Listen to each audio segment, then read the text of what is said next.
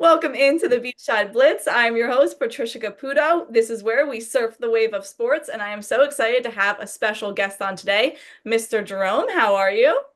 I'm fantastic. How are you today, Patricia? I'm so good. Thank you so much for coming on and joining us today on the Beachside Blitz. So, for those of you who don't know, you are the PA announcer for the Washington Nationals. That's right.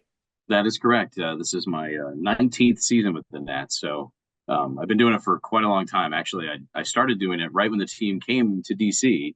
If for those who may not know, the Montreal Expos folded and became the Washington Nationals back in 2005, and I started with the team in 2006. And I have to ask, when I was doing some research, I also found out that you were a teacher.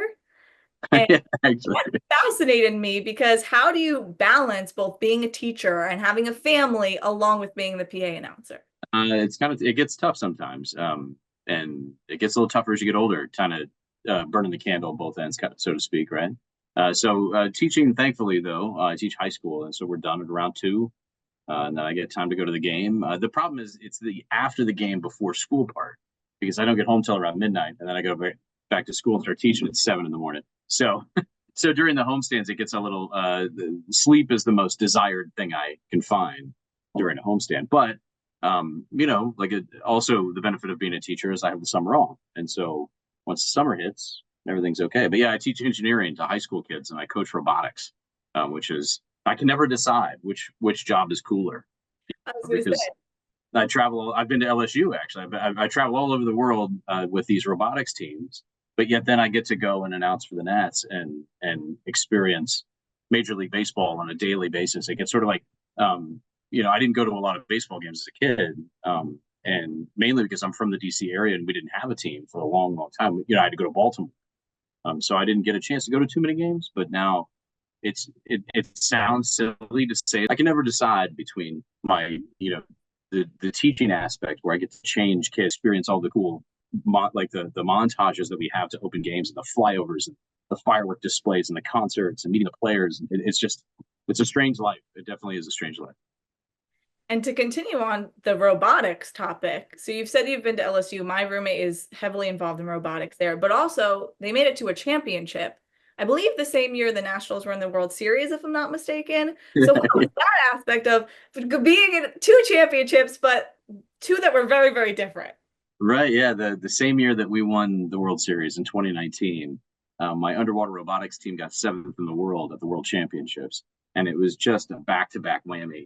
Like we did the robotics competition about halfway through the season, the baseball season, and then the baseball season just kept going and going and going, and we just thought, any day, every single game that year, we thought it was going to be our last game, and it just kept one more win and one more win and one more win, and it kept going. It was a very improbable way to get to the World Series.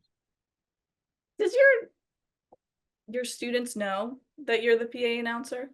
Yeah, they do, but a lot of them don't care right away. They because like adults with high school kids, there's not to get too deep into teaching, but there's a couple of different educational philosophies for how you get the respect of your students, and one of them is an authoritarian way, like you yell at them and make sure. The other is that you're an expert, and that these words, so you should trust me. And so a lot of kids get turned off the more and more you say how good you are at something or how good you do, or oh, I've got this award for this narration thing, and they don't listen to it anymore, because that's all they're told all the time is how good the adults are around them.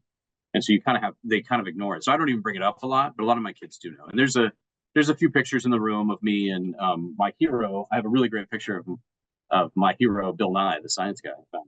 He got to announce the starting lineup with me one time, and so I actually got like 5 minutes just to talk to Bill Nye. It wasn't on camera. It wasn't it was just us talking about science education. It was like fascinating, and somebody took a picture of that conversation. It's just like behind us, like a voyeuristic kind of like we're just talking, and that's what's in my classroom. And so the kids are like, "That Bill Nye, the science guy?" I'm like, "Yes, it is." That is great. That was my childhood watching Bill Nye on Fridays in science class. And it's like, Absolutely. we're going to wrap it up. Here's Bill Nye. So I Yeah. think that would, as much as a baseball fan I am, that would fascinate me that you were able to talk to Bill Nye. He's a baseball fan. He comes to games all the time. He's from the DC area. He comes into the stadium a lot. He's a he is a really big baseball fan, and he won't ever say which is his favorite team, of course, because that would be too much. But he does follow it to a point as much as he can. He's so involved in so many activities around space oriented education and science education that I can't imagine he ever sits down and watches a baseball. But it sounds like he does from his conversation. So I believe he competed in the Celebrity All-Star game one yeah, year. he did. The celebrity softball game. Yeah, Yeah, yeah, he did. softball game. Yes, yes. He was kind of interesting to watch. I mean, what do you expect out of a science teacher? I mean, like he wasn't. They had like celebrity athletes, and they were obviously much much better. But he was having fun. Right. So, what's your motivation to do both? Because you're so busy, like you just again, how much you know about robotics and science and teaching, but then also the baseball aspect. What's the motivation to get up every day and to lose some sleep to be able to do both of these? I think my this may come out a little cumbersome at the beginning, but the my motivation at the ballpark, I know, is to provide an opportunity for the fans to escape from their everyday life, right? That's the point of what we do in the production side of a baseball game. Like, it's not, I certainly do not and never will admit openly that I announce the players' names for the players. It's not for them, it's for the fans in the seats, right? And so it's definitely a form of escapism for them. And in teaching, what I'm trying to provide is a better opportunity for those kids that I teach. And by the way, I teach in a low income high school. And so I'm trying to get them a better opportunity to succeed in life so that they have the opportunity to kind of escape the current situation that they're in. So it's in both, there's a commonality in both, that what I'm trying to do is help people get somewhere else, whether it's temporarily in the 3 hours that a baseball game happens, or whether it's in the next phase of their life, going on to college or going on to engineering trade school or whatever. And I think it's in that sense, both of them boil down to helping someone else or help or service. And I know that sounds a little what's the word for it? A little like on the nose, like I'm here to help people, right? It's obviously a lot of fun, right? Coaching robotics is a ton of fun, and when I'm standing in front of the crowd and there's 35,000 people cheering, that's kind of for me. Like I'm like, yeah, let's hear the crowd get louder. But I know that the real point of it, what makes me go back, because it is tough. It is like, and then mix in life on top of that, or when anything goes wrong, that's when you really know why you want to do something. If it's all well and good, if my classroom's going fine and the baseball team is doing great, but when the team is bad and you still want to go, or when teaching is really hard, and it's been really hard in the last couple of years, especially in our state, Virginia, where there's sort of a political push to take power away from teachers and say that they're not as important. And so that's frustrating. And then if I get sick, it's just, why do I do all these things? Because I haven't slept very long in weeks. And those are the times when you really realize why you're doing it. It's obvious. It's for everybody else. It's for for the fans in the seats and for the students in the seats. It's the same thing to me. It's not that I put on a show in the classroom. I kind of do. I have like music playing, and I kind of I try to be Bill Nye as much as possible, but it never comes off the same way. I did it one time. I feel like I did it one time. I had a group of English language learners. So they're English language learners come in multiple levels. So we call them level ones if they're brand new to the country. Level 6 means that they have enough English background knowledge to, so these were levels 1s and 2s, very limited English. And I don't know if you remember the Bill Nye episode on buoyancy, but it's my favorite. And he he does a dunk tank, and he does like a boat and then a car that goes into the water and all this stuff. So I was like, all right, I got to do this for these kids because they can't understand what I'm saying mostly, but they can see what I'm doing. And so what I had a water tank, because I coach underwater robotics. So I've got this water tank, and I standing next to the water tank, and I'm telling them, I'm trying to explain this water displacement. So we put objects into the water, and the water level goes up, because the point is the object that went in the water displaces the water a little bit. And I was like, I'll put more objects in, put more. And we started throwing anything in the lab that we could find in. And these kids were just having a blast, but the water level wasn't going up enough to make a noticeable difference. And I'm going, And of course, I'm faking it. I'm like, why isn't it happening? I don't understand. That's so. And I went, okay. And I just got in the pool. I just jumped in the water, clothes on, the whole thing. Like I just boof, and the water level went way up, and they were like, "Oh no!" And I was like, "That's displacement. I'm displacing the amount of water that I weigh." And they got it. They understood exactly what I was trying to tell them. And that moment, I felt really close to Bill. I was like, "Oh, like that's Bill Nye." And so he actually, when I talked to him a couple of years ago, we were talking about science education and STEM education. He said that he saw some of my videos and he liked them. I thought that was the absolute best compliment ever. You can give me an award, give me a statue, whatever. But when Bill Nye on the side, not in a camera, not on a show, just said that he liked what I was doing, I was like, oh, that's the reason to go to work tomorrow. It's awesome. Because when I was first looking some things up just to see, what you do and all that, the PA announcer, your video came up and I was like, this might not be him. I thought it was somebody different. I said, there's no way that somebody does both like this, right? And then I said, no, long behold, it is definitely, you are both of them. You have kind of like Hannah Montana, two different lives a little bit in that sense. But I love how you're able to relate both of them back to your passions and helping people. I thought that was a great answer. I did not think that was cliche at all. I think teachers are so important, but also you hear a lot of guys when they're going to the MLB and saying that baseball saved them and baseball is something that helped them so much growing up. So I think you're part of that. And that is, again, just the perfect answer. Could not have expected anything better there. Just everything that you were saying about how much passion for both of these jobs that you have. It's truly amazing. I think about it sometimes that, there's a chance, like this is my 19th season. So I'm coming up on 20 years. I already know of two kids who came up to the booth and announced when they were little kids who now work for the team. So there's that chance that I do it another 10 years, another 20 years, and then I have generations that hear this experience. And it's not because I want them to hear me. It's because I know that I'm trying to provide the best experience for them that I can. Like I without being like, I put everything into it every single game. And I don't trust anyone else to do that. Like I want to be there because I know I am doing it. And to have them that longevity of generation to generation do it.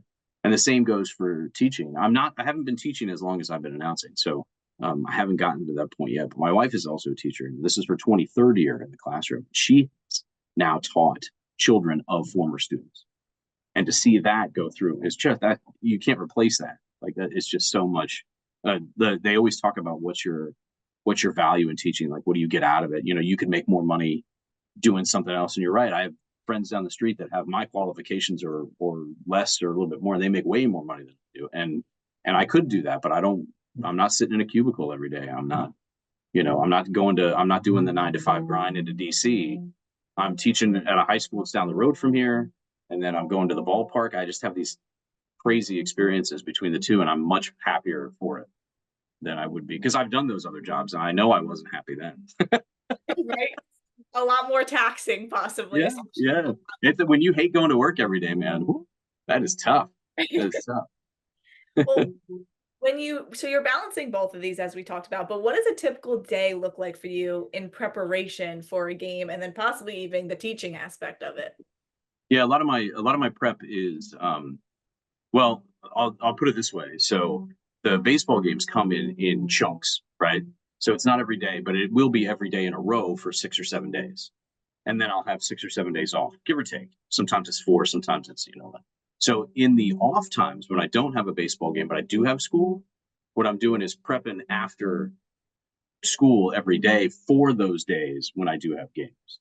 So I'm doing lesson planning and stuff 2 or 3 weeks ahead of time to make sure that when those game weeks come around, because I'll go straight from school, leave from school to go to the ballpark, do the game, come home and go to sleep, and then go back to school. And so I'm utilizing every free block I have during the class. I've taught class from the ballpark a few times because I've had to. The timing is wrong, and I've had to I've gotten on a Zoom with my kids, especially during COVID. I taught a few classes. But it's not weird to see me not necessarily grading papers, that's the wrong way to put it, but like assessing projects during a game. Before I became the PA announcer, which by the way, I've always wanted to be a PA announcer. It was I have a recording of myself when I was a little kid doing the Yankees starting lineup, like Bob Shepard, the Yankees announcer. And I read a book on Bob Shepard when I was, this is super nerdy. I'm going down a rabbit hole. I'm sorry. I read this book on Bob Shepard when I was a kid. And because he was the longest serving PA announcer of his day, 58 years at Yankee Stadium. And he read a novel every day during the game. Like, what? Like he's doing the game, but he has time to read a book.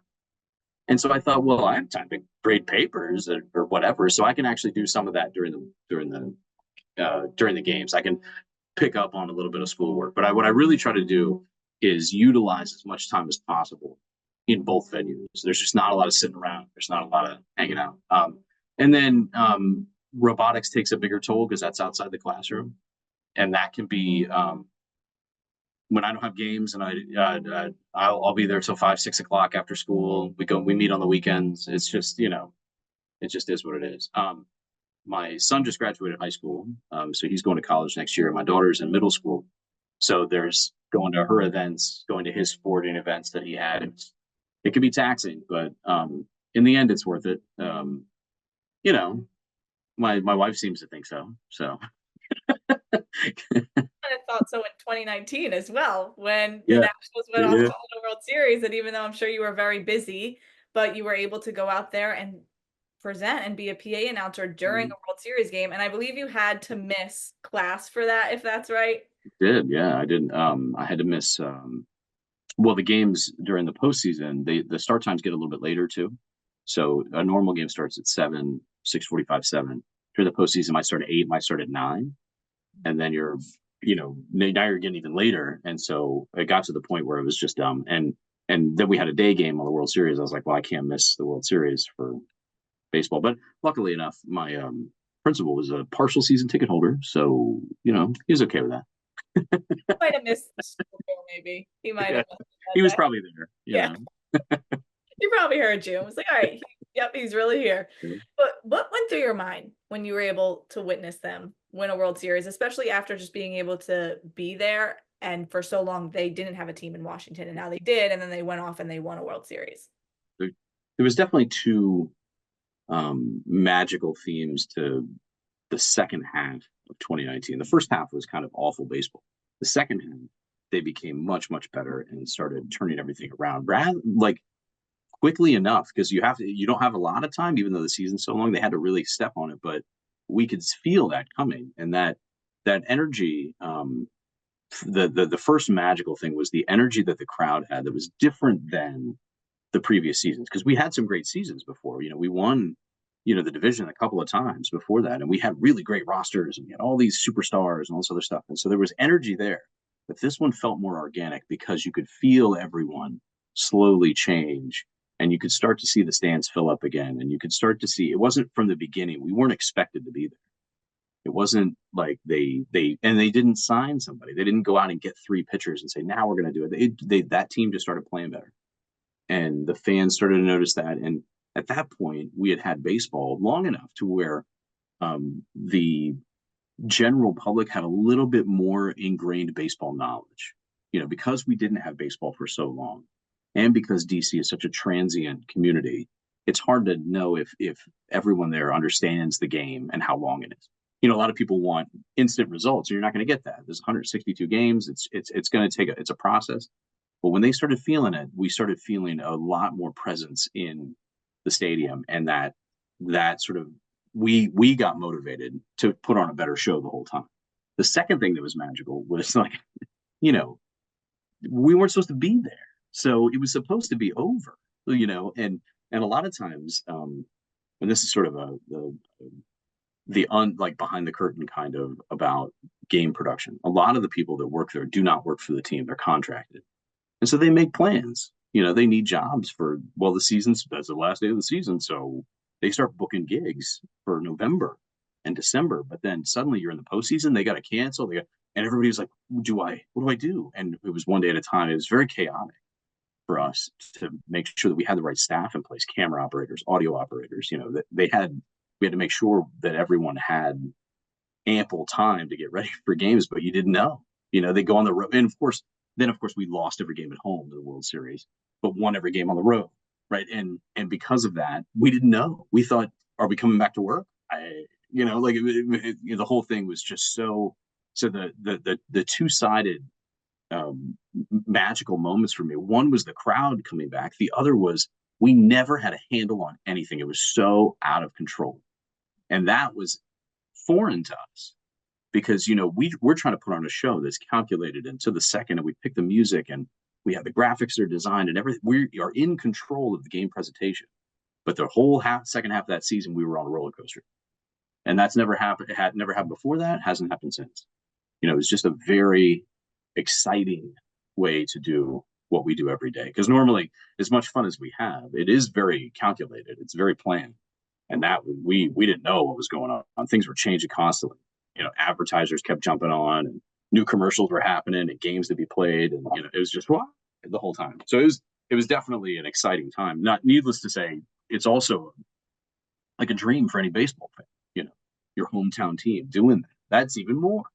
Like it was just absolutely magical. Everything. And then of course, after the season, we have the World Series parade, which is, just unbelievable that we could do that. That we had 500,000 people in DC coming. They put me on my own car.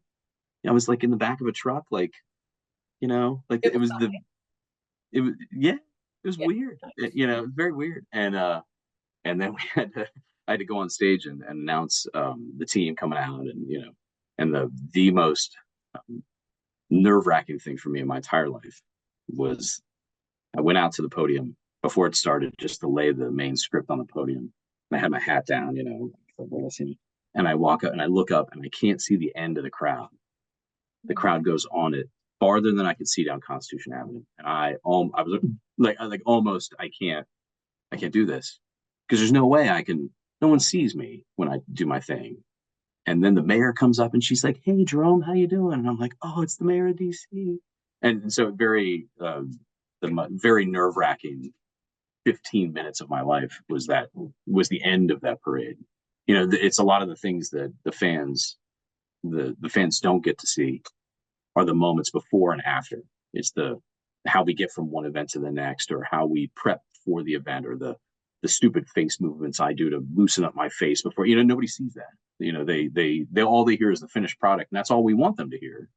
That's all we try to get them to hear. But occasionally, those are the most nerve-wracking. Once I start talking, or once I start on the field, I'm fine. But if I know I'm going to be on the field in front of 40,000 people the whole day, I'm nervous. The whole day I'm shot. But once it starts, everything's cool. Did that happen with those 15 minutes at the end of the parade, that once you had got going, you felt more comfortable? Absolutely. Because I'm not a baseball player, right? So I don't have to stretch and warm up and throw and do all these other things, and I don't have the benefit of being the old adage for baseball is if you can hit 3 out of every 10 balls, you're going to get in the Hall of Fame. And with me, it's like once I can start, that's where I get comfortable. Like I can start talking, I can start yelling and doing my thing that I do, and I do it a little bit differently than a lot of PA announcers. My my presentation is a lot more big, or like I yell and I scream and I do a lot of things that a lot of announcers don't do. And that's my comfort zone, though, is when it's not about me, it's more about the show. Like that's when I can relax into that. It sounds like I'm not relaxed because I'm like angry and like, but that's what I was prepping for in my head and ready to go. Right, you're hyping up the crowd. Yeah, definitely. Like the whole time, even when there's nobody there, even when it's after a rain delay and there's 12 people left. Yep, I'm still hyping up the crowd. Well, because you're talking so much and screaming possibly and getting everyone so hyped, you mentioned that you do some face movements. Is there anything else you do to salvage your voice to make sure it's set? And then also, what goes on with the face movements? Why do you do those? I like to. I'm laughing because I'm remembering where these came from.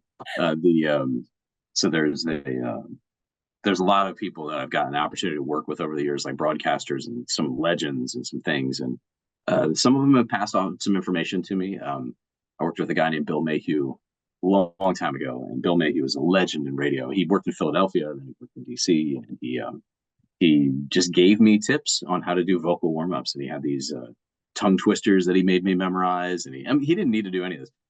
He had these breath exercises. I still do a lot of those, like a big black bug, but a big black bear. And I still do all these things all the time. And then I had facial sort of move. I'm so sorry. This is so funny. Do you know, he'd kill me if I told the story. So James Brown on the NFL and CBS, like James Brown, like JB.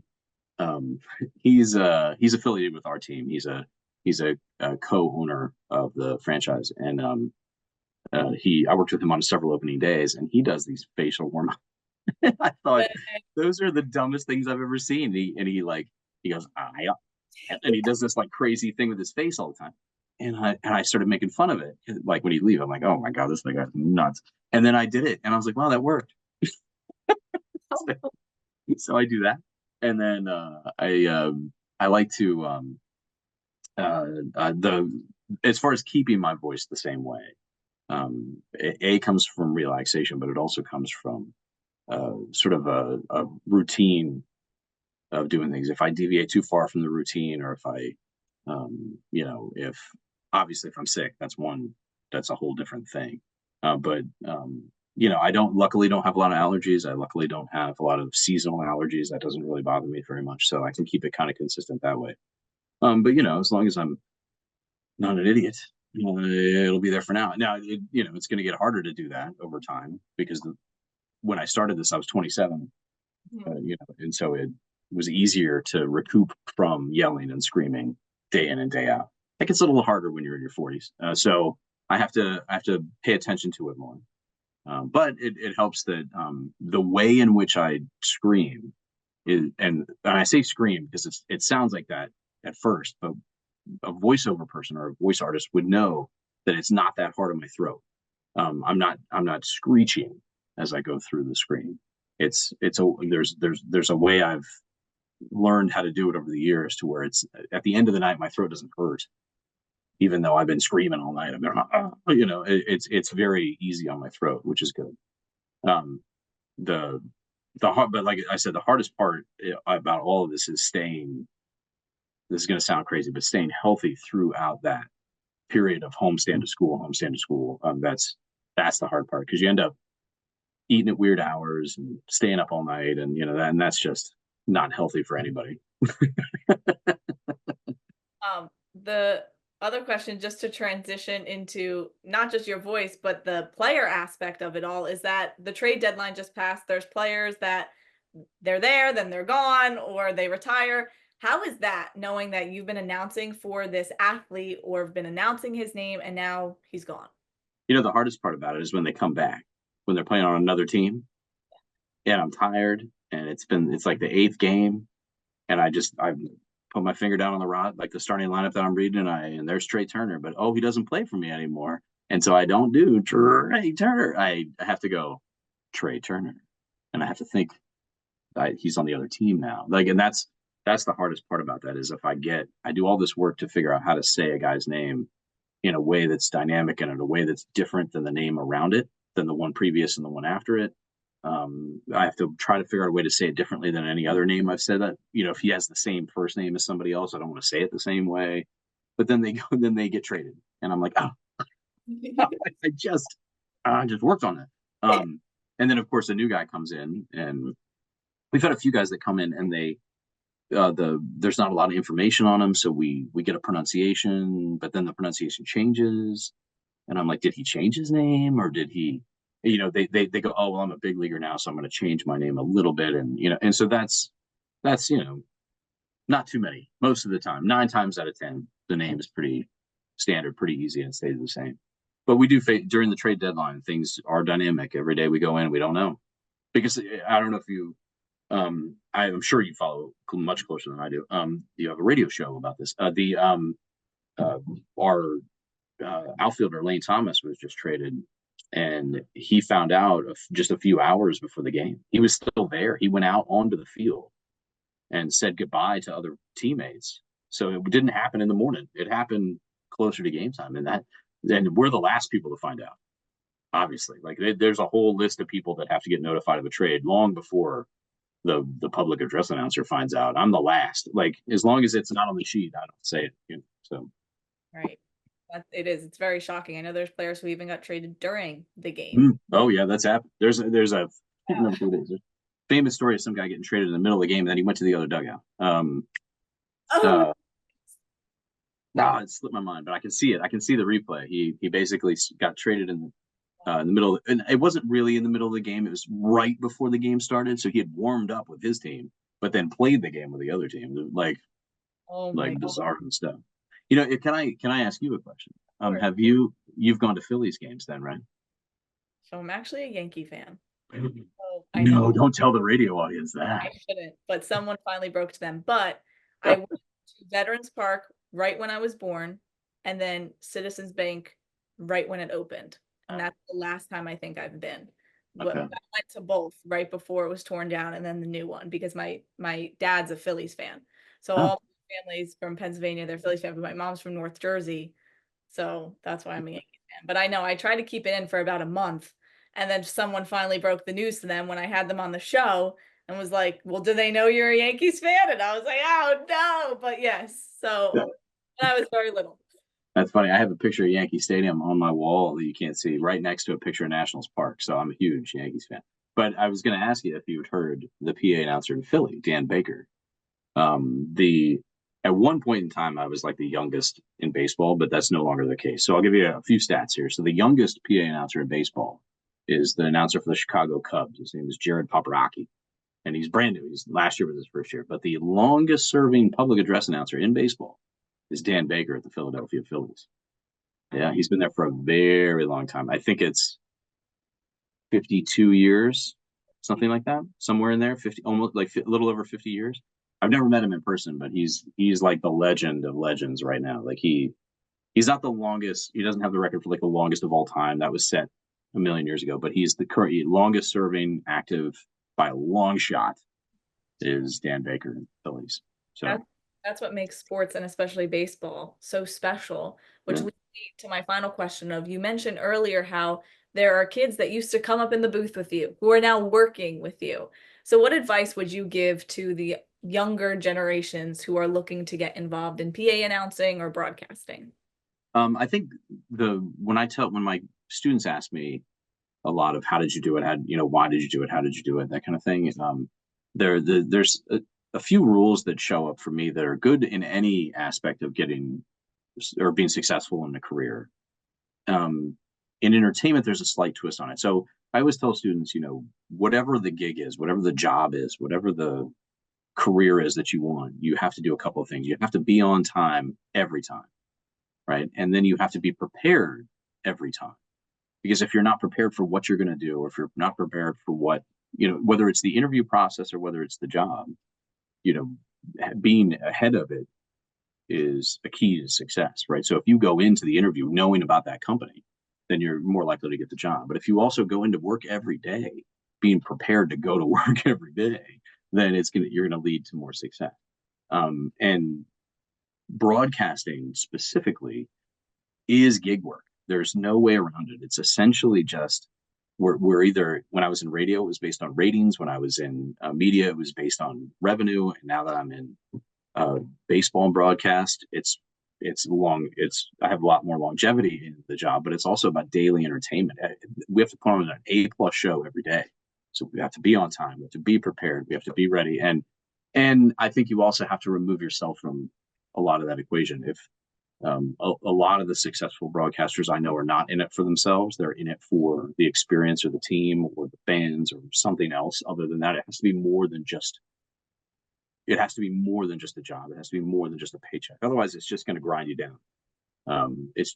Entertainment is too hard of a job to maintain a top level performance, and then also like you have to really, really, really want to do it because the money is not going to follow.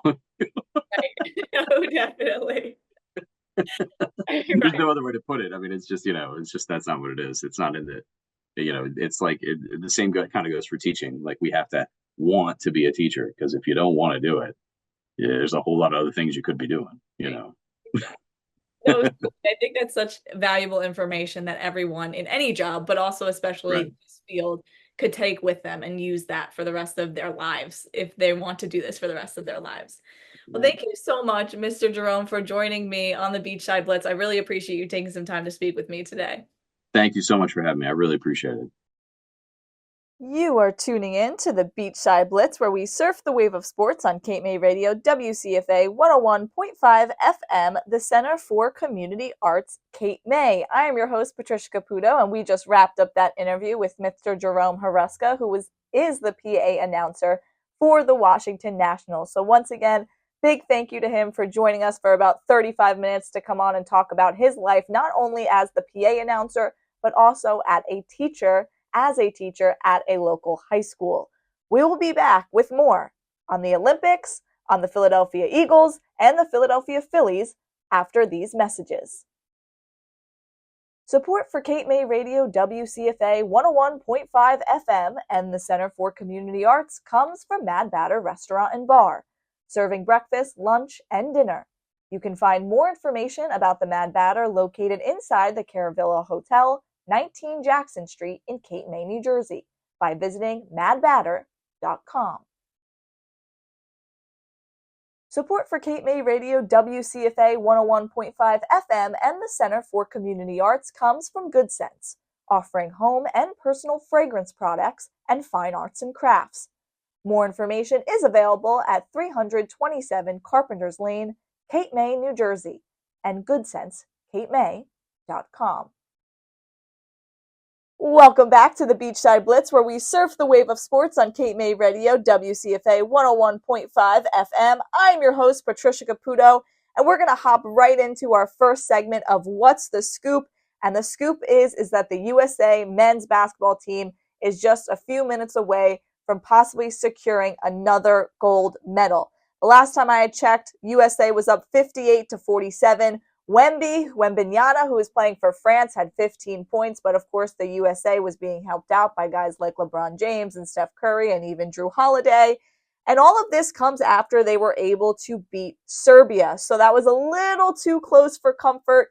Jokic was playing for Serbia. Many are calling this another dream team for the USA, but they were only able to beat Serbia by 4 points, 95-91.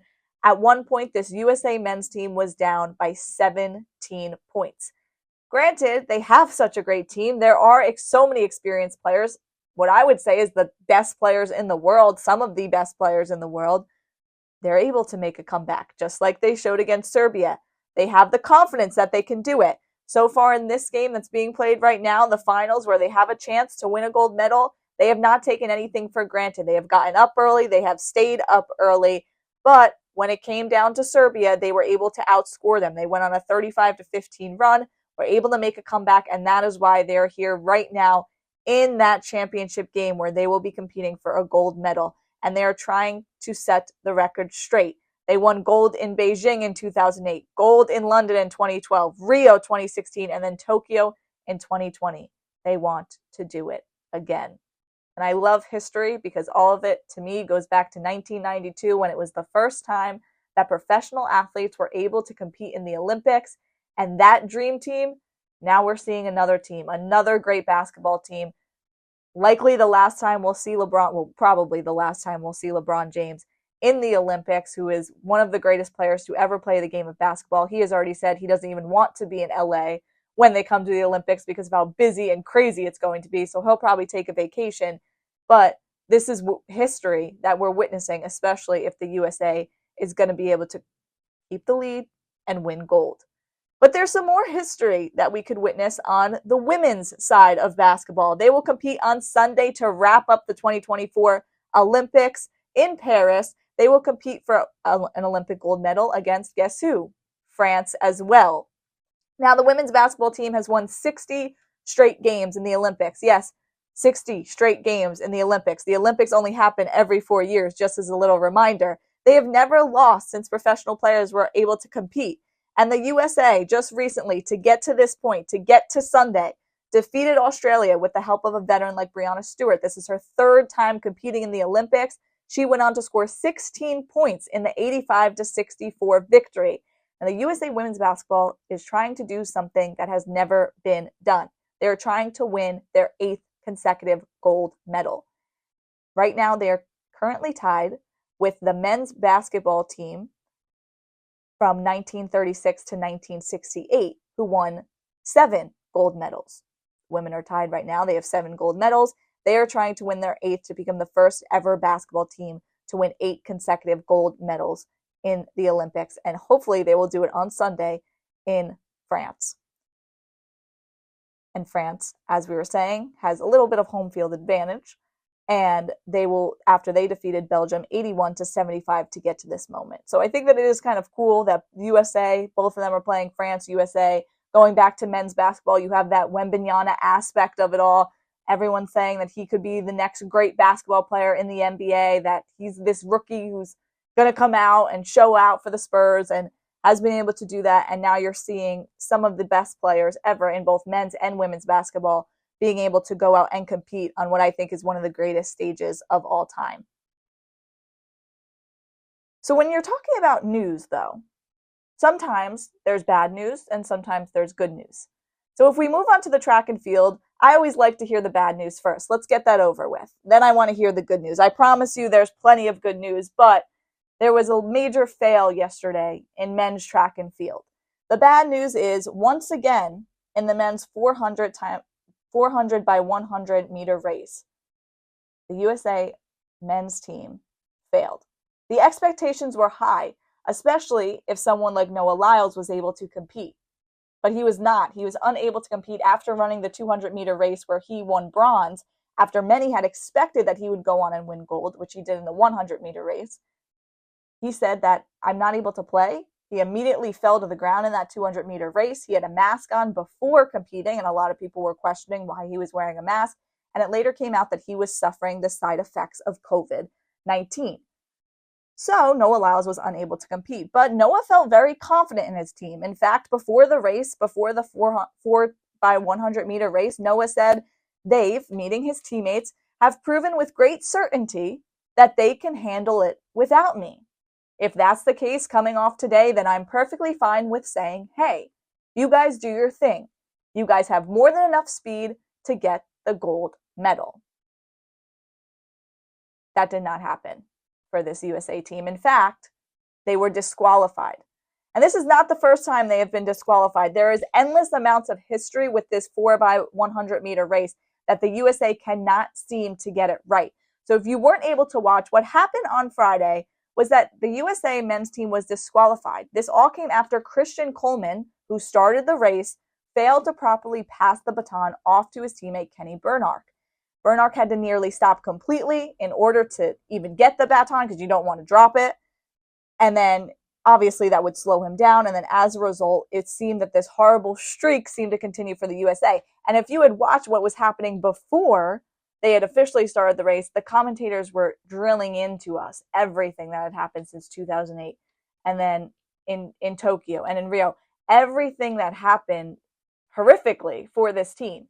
And it was almost like it has to happen again. It was almost like you're watching saying, does that mean they make up for it? You just keep repeating the same things. These commentators just kept saying possibly some stats like during the 2008 Beijing, they dropped the baton during the exchange. In 2011, in a race, a runner collided with a British runner in another lane and fell. Then in 2015, the US team made the exchange after passing the zone and was disqualified. In fact, this team has messed up on exchanges in 7 of the last 11 Olympics. And then since 2005, the team has either been disqualified or has not finished the race 6 different times because of a baton exchange. This is everything that these commentators were saying. And as I'm watching this race, you want to have confidence in your country because they're saying these guys have practice. In practice, they looked great. There's pressure on them, but it doesn't seem that they're going to make the same mistakes. They have tried to make up for it. Clearly, it's not the same guys since all 6 Olympics. But there's a long history here with the USA. There's a long history that happened in Tokyo not too long ago. They have to make up for it. But it seemed that the pressure got to them. There were all those stats that I just mentioned. There was all this, well, practice went well. There's no way this can happen again, right? It was almost like you were waiting for some sort of coincidence that maybe this is just what's supposed to happen for this team. This is just not what this team is good at. And we have to give them credit that these are some of the fastest men in the world, and we're aware of that. But when it came to the teamwork aspect of it all, the USA men's team failed to get it done once again. And there were some past athletes, including 9-time Olympic gold medalist Carl Lewis, who was not at all pleased with this USA team and was not having any excuses, if any were going to be given. Carl Lewis via X said, "This USA team did everything wrong in the men's relay. The passing system was wrong, athletes running the wrong legs, and it was clear there was no leadership. It was a total embarrassment and completely unacceptable for a USA team to look worse than the AAU kids I saw." That's a lot coming from an Olympic gold medalist. That's a lot for these athletes to handle coming from somebody who is so well respected, especially via social media, where it wasn't necessarily said to their face. It was obviously said as a thought, food for thought to post online. But Carl Lewis, when you are that good and you have won that many medals and you were able to get it done, unlike this team, you have the right to talk and you have the right to say, this is exactly what I saw wrong. And it wasn't, and I think the point that Carl Lewis made here that we have to take away is that it wasn't one moment.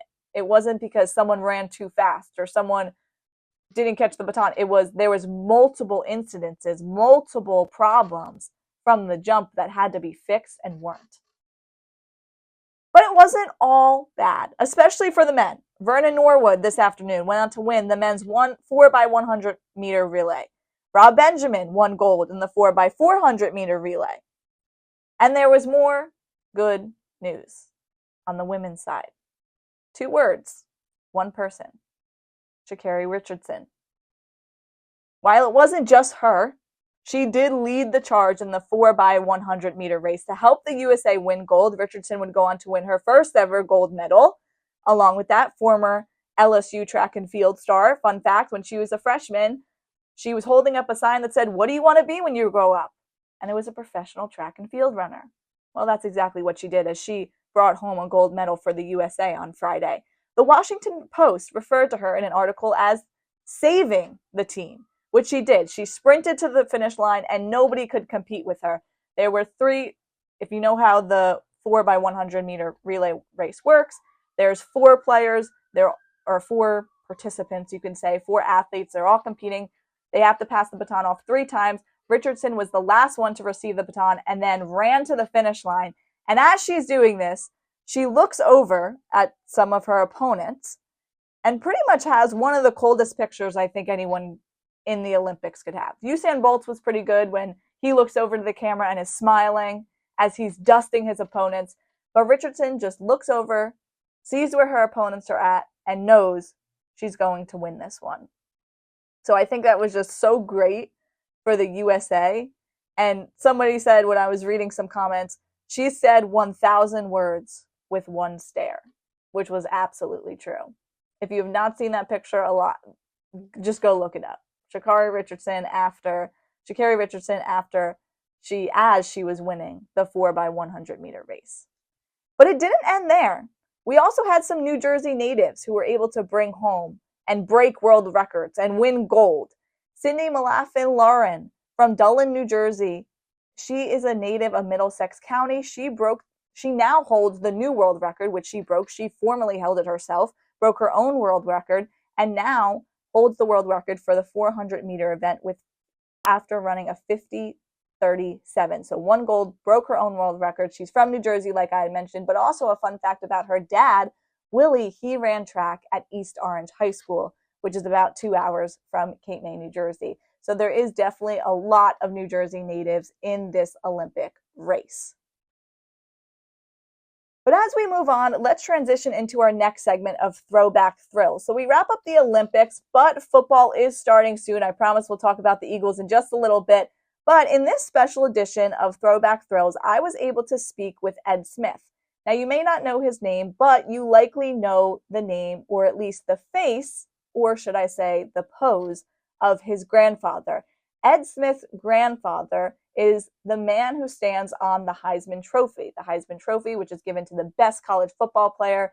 Every year, Jaden Daniels out of LSU is the most recent winner. And I was able to talk to Mr. Ed Smith over the week, and he told me about his grandfather. And his grandfather played for the New York University, not too far from here, and he did not know he was going to be on the Heisman Trophy. In fact, he did not know he was on the Heisman Trophy and was the man and the statue, so to say, on the Heisman until 1984, when the Heisman committee reached out to him and told him and invited him to the Heisman ceremony because they wanted to represent the man who was on the Heisman. So I'm trying to unravel this story of how does this happen? How does a man pose enough to get a statue of him, but never know that he's on what is thought of as one of the most rewarded, the most special, the most well-known trophies in college football? So as Ed Smith, again, the grandson to Ed Smith, who is on the Heisman Trophy, he told me that his grandfather was friends with an artist, Frank Alescu. And the friend told him to pose. And he was trying out a few different guys, and he ultimately ended up picking Ed Smith, that his pose was the best one. But Alescu said it was not one of his best works. In fact, his quote was, "It was not one of my best works of art, but it turned out to be kind of like the Statue of Liberty. Not beautiful, but dear to people's hearts." So after talking to Ed Smith, I wanted to see what did this mean to his family to have somebody that, again, you did not know about until 1984, and then to have this legacy be carried on in your family that will forever live in not only college football, but in football fans' heart, and of course, like I said, in their own family. And Ed Smith said, it meant more when I was able to see him and speak with him and see the environment of the Heisman race and the Heisman ceremony. And then he also said that this statue, this representation of his grandfather stood for more than just his family. It stood for more than even just the New York University football team. It stood for football as a whole. Ed Smith said it stood for the rawness of football. He was a regular New York guy. He was among the group of a whole league of people that he represented. That his grandson said, my grandfather represented more than just New York, more than a college football team. He represented all college football players during that time. And just to wrap some things up, if you are still interested about Ed Smith, he did end up going to the pros. He played for the Green Bay Packers for a little bit, but what his grandson told me is that he did end up hurting his knees and had injuries that he could no longer play football, then went to work in the New York Union. But despite all of that, his image lives on forever in college football fans, but also Heisman trophies and Heisman Trophy winners past, present, and those who will come in the future. Moving on, let's talk a little bit about the Eagles as they played in their first preseason game on Friday. They were able to go out and defeat the Ravens 16-13. But of course, it was not Jalen Hurts versus Lamar Jackson. Kenny Pickett got some playing time for the Eagles, had 89 yards and 1 touchdown. But it all came down to Jake Elliott. Now, while Jake Elliott did fail to win, or tried to win the game on a 50-yard field goal, the Eagles were able to come back. They were able to win by 3, call it a night. But they, of course, tried some of their usual, as some may call them, shenanigans, like the tush push, without a guy like Jason Kelce, who recently retired. Clearly without Jalen Hurts, who was riding the bench for that game because he was not playing in a preseason game. But on 4th and 1 at the Eagles' 34-yard line in the second quarter, they decided, let's go for a tush push. Why not? They made it interesting, right? Just like we were saying. No Jalen Hurts currently. No Jason Kelce anymore. No Landon Dickerson was out there. But it wasn't the cleanest play. If you were unable to watch the game, Kenny Pickett just seemed to forget about the whole tush push aspect of it, that he wasn't able to lean in behind his left tackle. And then the whole tush push thing was kind of just late. So they weren't able to get the first down, but they did have to end up punting later in the drive. But once again, You can't tell no to the Eagles and the tush push, right? The brotherly shove, as many of us call it, was back. So the tush push, once again, they tried it with 2:45 remaining as it's tied 13-13.